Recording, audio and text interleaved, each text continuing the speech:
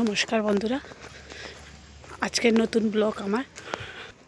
এই যে শুকনোর দিনে এত সুন্দর সুন্দর ফুল গাছে, খুবই ভালো লাগছে। তো ভাবলাম যে আজকের এই ভিডিওটা করি, আপনাদেরকে দেখাবো।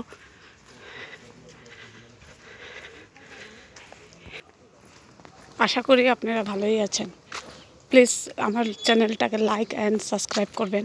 নতুনই খুলেছি চ্যানেলটাকে, ভিডিও করি না, অনেক দিনই হলো খুলেছি, কিন্তু ভিডিও করি না। প্লিজ আপনারা একটু হেল্প করবেন, সাবস্ক্রাইব করবেন আমার চ্যানেলটাকে ভালো লাগলে। শুকনো দিনে এতগুলো ফুল দেখতে খুবই ভালো লাগছিল, তার জন্য আমি ভাবলাম এই ভিডিওটা করি। আপনারা একটু কমেন্টও করবেন কীরকম লাগছে ভিডিওটা।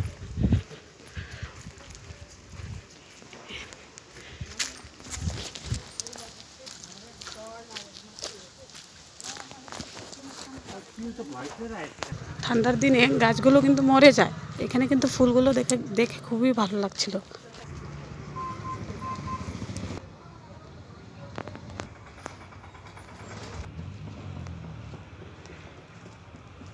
ফুলগুলো দেখে আমার এত ভালো লাগছিল, তার জন্য আমি ভিডিওটা করলাম।